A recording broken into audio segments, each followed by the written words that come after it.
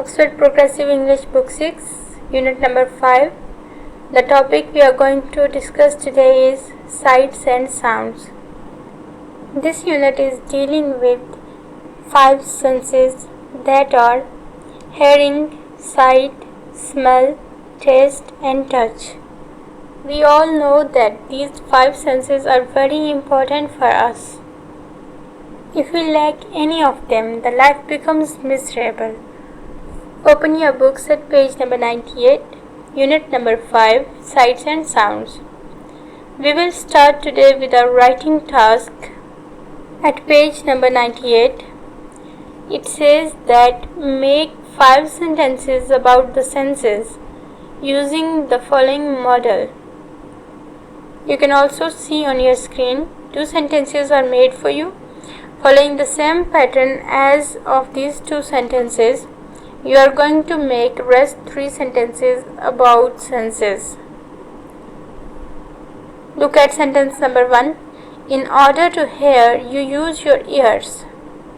Sentence number 2. In order to see, you use your eyes. In the same way, make sentence for smell, taste and touch. In order to smell, you use your nose. Write these sentences on your notebooks. Then we will move to our next writing task. On the same page number 98, we will do this writing task on the book. It says complete the sentences. We are going to make a sentence which has 2 clauses. Like in the streets, I heard bicycle bells. In the same way, there are 5 sentences. Number 2, in the sky he sees a kite or rainbow. Number 3, in the kitchen they smell, and you have to complete this sentence on your own. You can choose from the options that are given at page number 98. Do this exercise on your book. Number 4, in the soup we taste. And number 5, on the farm you touched her. So choose the options from page number 98 and complete this exercise. After completing our writing section, we will move to our reading section. The first lesson in our reading section is an autobiography, and the writer is Ved Mehta.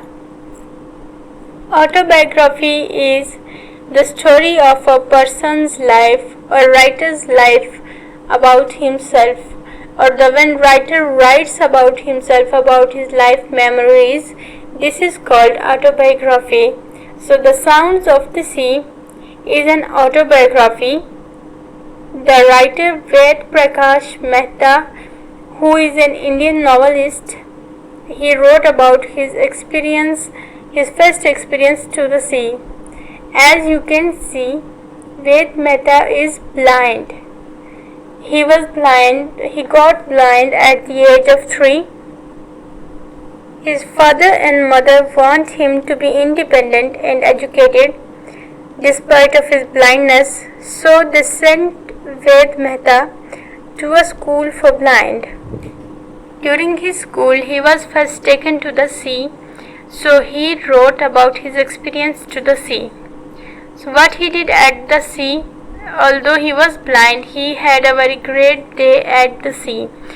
To know this, you have to read all the lesson from paragraph number 1 to paragraph number 4. This lesson deals with sight and blindness.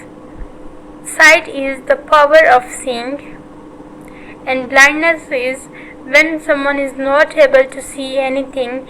That is called blindness. Moving to page number 103, our next lesson is Information Pamphlet. Pamphlet is a small book containing information. This information pamphlet is about a charitable organization, that is Sight Savers. This organization helps blind people all over the world in educating them, in rehabilitating them, and in making their life easy for them.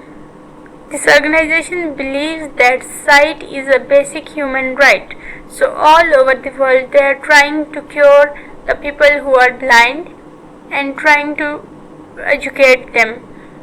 Read the whole lesson and you will come to know more about sight savers. Then come to exercise finding out meanings at page number 103. Here are few words, 5 words or 5 phrases that are taken out from the text, and you have to find out their meanings using your dictionaries or any source you can. Irreversibly blind is the person who has got incurable blindness, whose blindness cannot be cured. Rehabilitation means restoring or bringing something back to normal. Currently means recently, and productive future mean a hopeful future. Our next important section is reading for information at page number 104. These questions are taken from information pamphlet page number 103, that is about sight savers. Let's discuss these question and answers. Question number 1. What does sight savers believe is the basic human right for every human being? They believe that sight is a basic human right. What does sight savers do for 15 pounds sterling? They can cure cataracts for just 15 pounds sterling. In what ways does sight savers change the lives of those who are irreversibly blind? Question number 3. Answer is, it helps with their rehabilitation and education. Question number 4. What work is sight savers currently doing in Africa? In Africa, it is currently setting up an eye hospital. Question number 5. How does sight savers benefit local communities? Answer is, it educates them so that they can make better future for themselves. Write these question and answers on your notebooks and also learn them. Our next section is informative text from sight savers at page number 105. That is a news report. Sight savers partner is bringing eye care into slums of Karachi. We came to know that sight saver is also working in Pakistan, but there is something new, innovative, that they are established in slums of Karachi. Slums is basically a poor place, a place that is known for poverty, unhygienic conditions. Many of organizations work worldwide, but a few of them know that the slum areas or the people who are living slum areas do not have access to these facilities. So establishing a center in the slums of Karachi is an innovative act. So how are sight savers working in slums of Karachi? To know this, read the lesson at page number 105.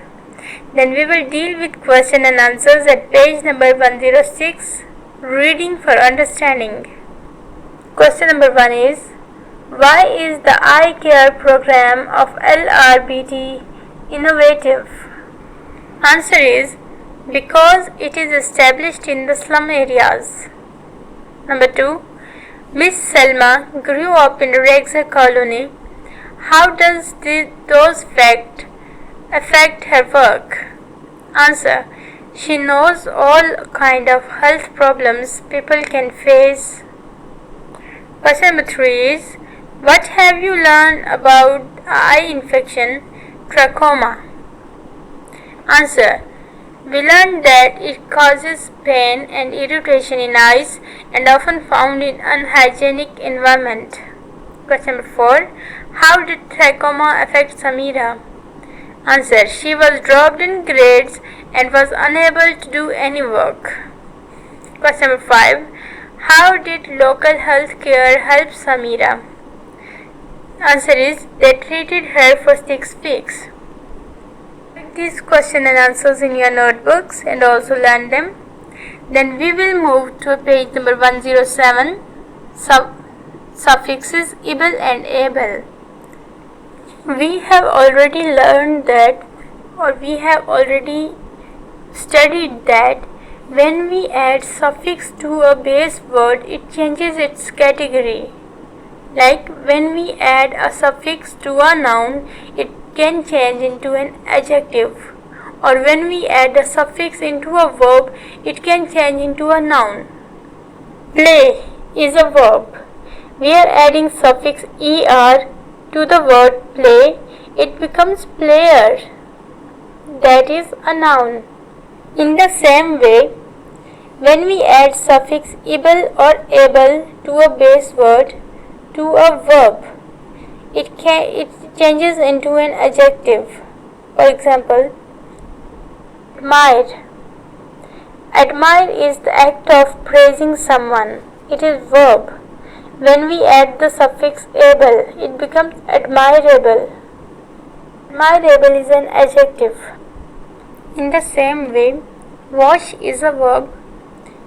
We add the suffix able, it becomes washable. Here, we add the suffix able, it becomes audible.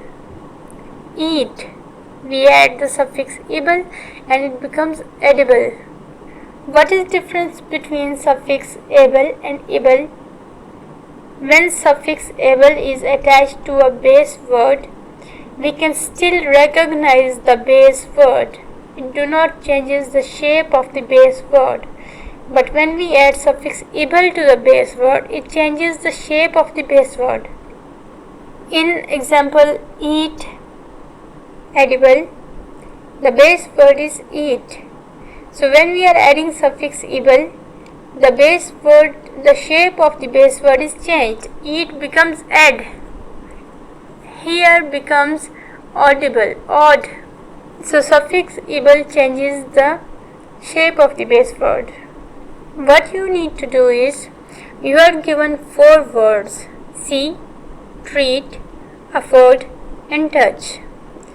You need to add appropriate suffix, either able or able, to them and make their adjectives. Do this on your books. That was all from today's lesson. I hope you have enjoyed and understood as well. Take a good care of yourself. Allah Hafiz.